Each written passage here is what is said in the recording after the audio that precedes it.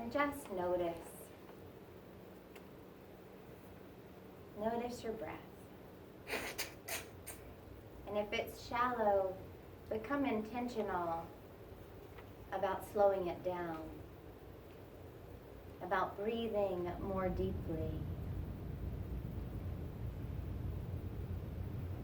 The recognition is that there is nothing for us to be or do or get. In this moment, all is exactly as it should be. This moment is purposeful. I was inspired to come today. I brought myself today for a purpose. And that purpose is to be pointed toward my own knowing, my own wisdom. I am worthy of a full human experience. I am worthy of a full spiritual experience. And I am open in this moment to fully embrace both. Let's do one more breath together.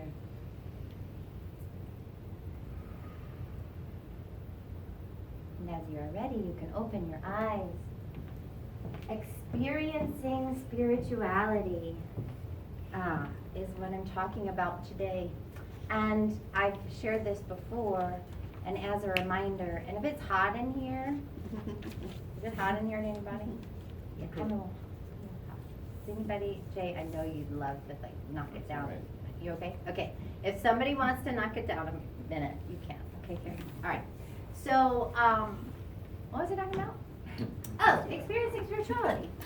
So, one of the things that happens and has happened since I started this journey as spiritual leader is that whatever I am to talk about on Sunday, life gives me a whole lot of every single day of the week. It is equivalent to an intention. It is part of how I have learned how powerful intention really is. Because every week I have an intention on Sunday to talk about something, and everything in my life makes it so that I can do it and experience that thing so that I can then talk about that thing, right?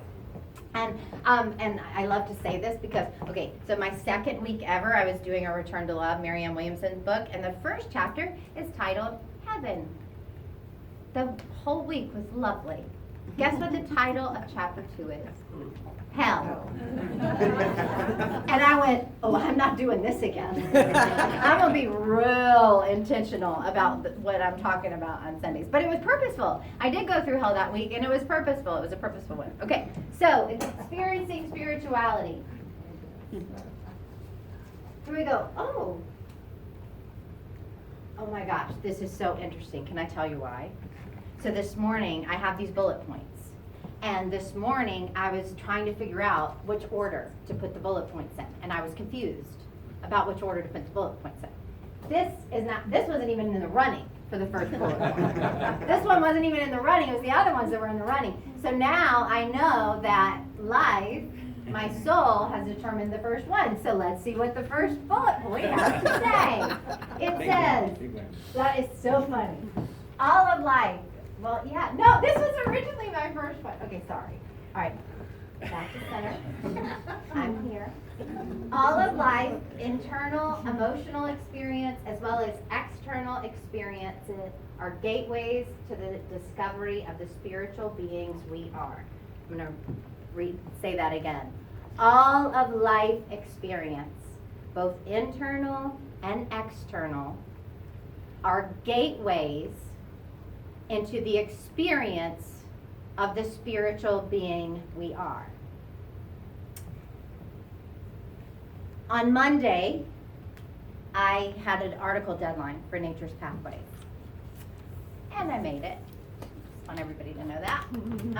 And that's been a little bit of a struggle for me, is this deadline thing. But I made it, and I was really excited. And when I sat down, I had the intention to write it that day. I had no idea what I was going to write about. but I had the intention to write it and to be truly helpful. That's always it. So I went into meditation. I wanted to be truly helpful. And I went and I wrote this thing that I had no plan to write, and it was all about emotions.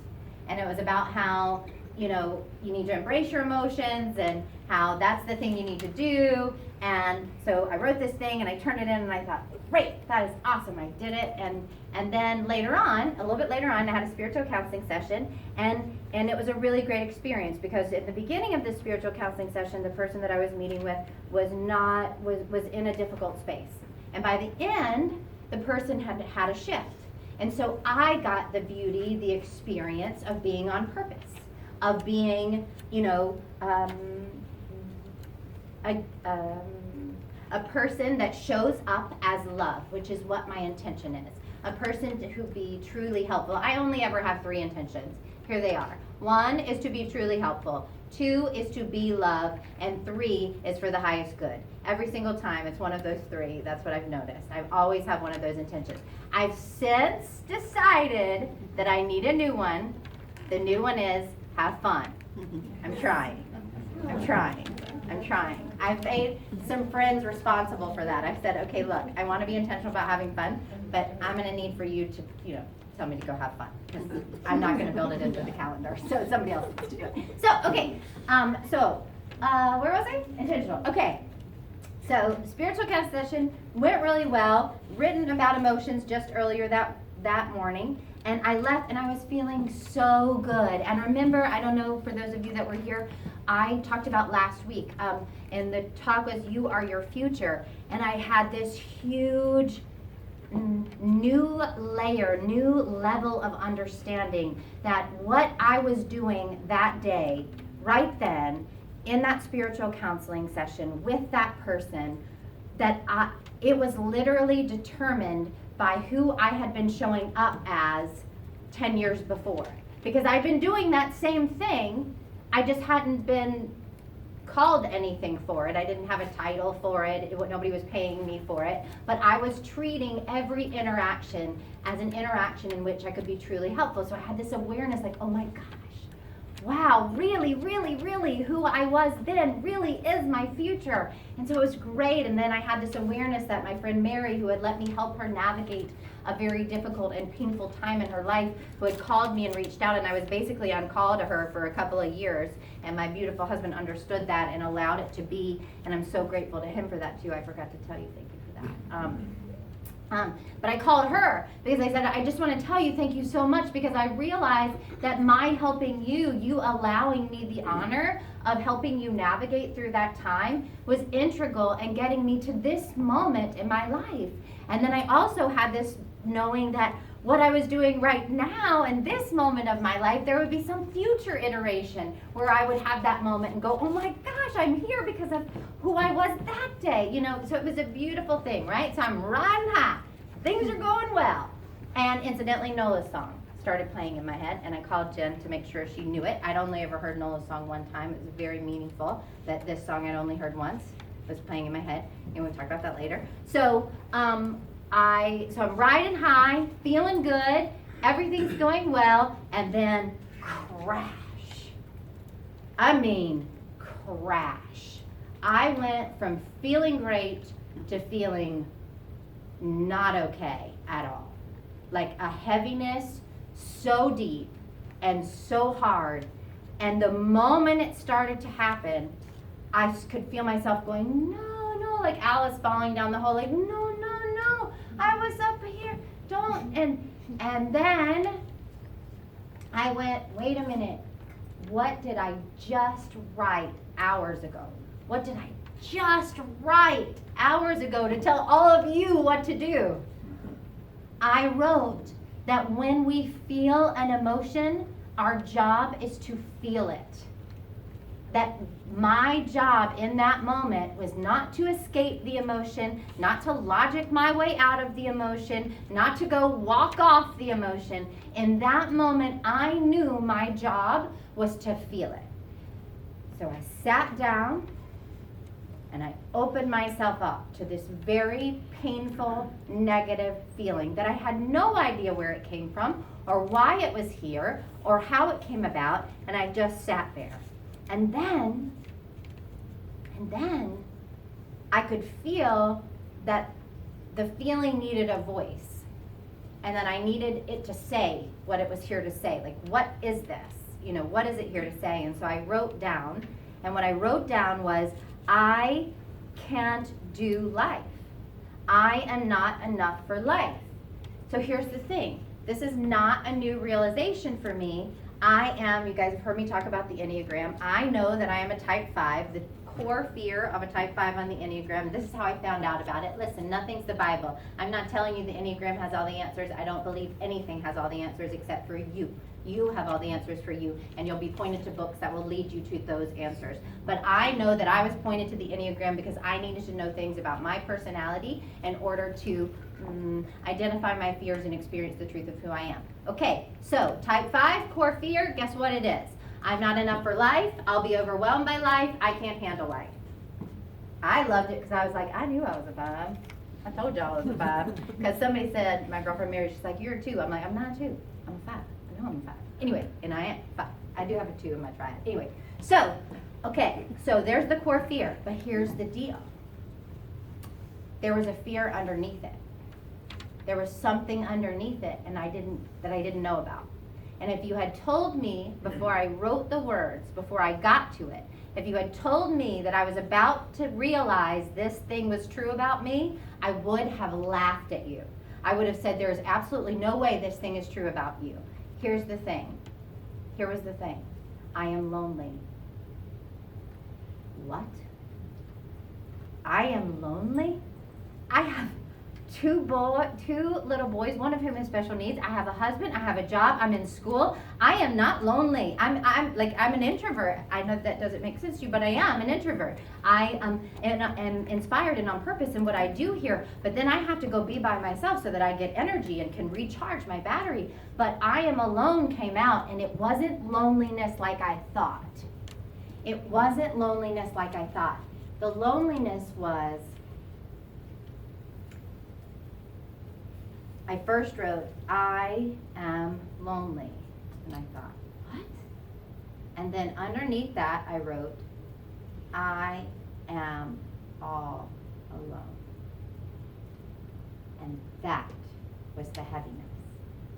I am all alone. And here's the thing about, it's an existential question. Part of the journey is we actually have to embrace that part, the part where we are all alone, and I'm the one I wake up with, and I'm the one I go to sleep with, and I'm the one at the last minute of my life, and I'm the one there at the first minute of my life, and I am all alone. And guess what? There's another realization after that, and that is, it's opposite. That I am not alone. I'm not alone. That there is so much help available to me, and we've talked about this, and I love it because remember I talked about how we're whole because we're a part of a whole. So I started calling on my dad who has passed away. I started calling on my nephew who has also passed away. I started calling on ancestors I've never met, great grandmothers, all of you, like the tribe. You guys come on, you're welcome here. Just I need help, help me. And the recognition is that I had a spiritual experience only because I fully embraced the human experience. Does that make sense? If I had avoided the human experience of the emotion, which I'm really good at it. If I have an emotion, y'all just don't even know. I can logic it so fast, your head will spin. Like I can logic myself right around it. Don't have to feel that one. Nope. It's gone. Well, here's the thing. I have avoided it for so long that I didn't realize that fear was still there. That fear that I'm not enough for life and that I'm going to be overwhelmed by life is still there. And the reason why it's still there is because I think I am all alone. And that's not true. And then I was invited in that moment to recognize that I can ask for help. And so my new mantra is, I am not alone. I've been saying it over and over again as I drive. I am not alone. I am not alone. I am not alone. I am not alone. I am not alone. We are meant to be spiritual beings having a human experience humanness is purposeful, and we are meant to experience the fullness of both. Of both. I'm the one who needs to hear this, guys. I spent a lot of time just trying to be the spiritual being. Just trying to get to that. Forget the human thing. I just want to be the spiritual being. That's what I want to do. Guess what? If I wanted to just be a spiritual being, I wouldn't be here. Because guess what? I was a spiritual being before I got here. I'll be a spiritual being after I leave. If I wanted to be a spiritual being solely, I wouldn't be standing here. Can I tell you who I love that teaches this? Elizabeth Gilbert. Elizabeth Gilbert is so good at embracing humanness. She's like, I want it all. I want the ugly parts and the bad feelings and the guilt and the shame. Like, she's just like open to all of it. She's like, come on, shame. Come on in. You know, like the experience. She opens her arms fully to every experience. And as I listened to her talk about those things, I could tell that I was admiring it. I was like, oh, I want that. That thing that she's saying, I want to do that. And I know I'm not doing that. The reality is this. We are meant to be spiritual beings having a human experience. We've all heard that, right? We are spiritual beings having a human experience. That's true. And it's on purpose. We are meant to have the human experience. It was mind-blowing to me. Because I've been trying to get past the human experience for so long that I was like, oh, really? I thought just the end. Okay, right on. So, we are meant, there's fullness, and you cannot have the fullness of your spiritual being experience. You can't get it until you embrace the fullness of your human experience. You can't have one without the other. You gotta fully, and the gateway is the humanness. I think I made that one up, just so you know. But the gateway is the humanness, the human experience. Okay, this is for me too. All of these are for me. I'm glad you all could be here for my learning. Don't make spiritual experience into a goal. Oh, I know. I'm like, really? Don't make it into a goal? Yes, don't make it into a goal. Don't make it into a goal. The goal keeps us from fully being in the human experience, which is necessary to reach the spiritual experience. Can you feel that? Making it into a goal actually keeps me from the human experience necessary to get to the spiritual experience. Yeah. Can you feel that? I know, it's a bummer. Because I thought I could just bypass the human thing. I really did. I thought I could just transcend. What if I meditate enough? What? You know, what if I did 30 minutes of meditation in the morning and then 30 at night? Then could I just transcend the human thing? No. And we don't want to. How do I know we don't want to? Because we're here. We wouldn't be here if we didn't want the human experience. All of it. Bad, good, existential crises. All of it. Okay. That's great.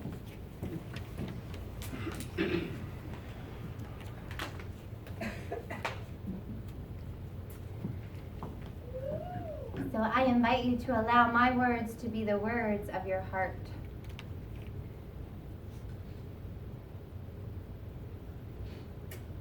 I recognize the part of me that avoids human experience. I recognize that there is that in me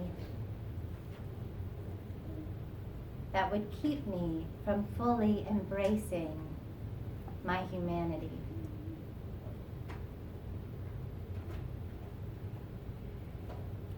And in this moment, I fully open myself to that part.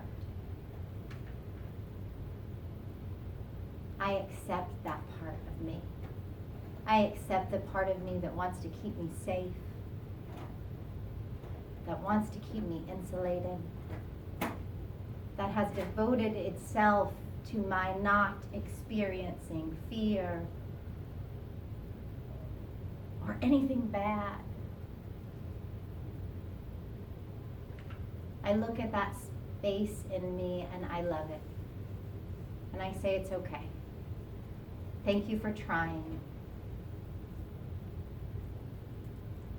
I am willing to embrace fully this human experience.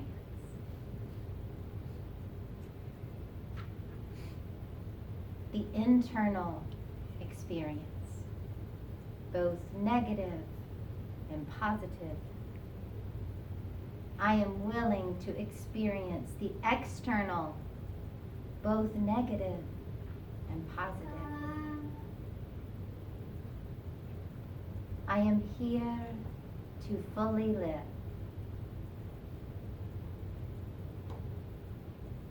I deserve the fullness of this human experience.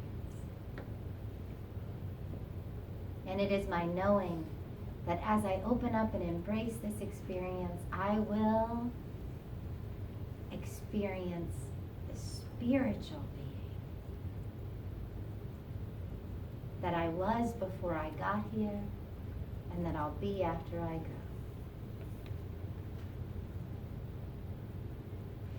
Let's take a breath together.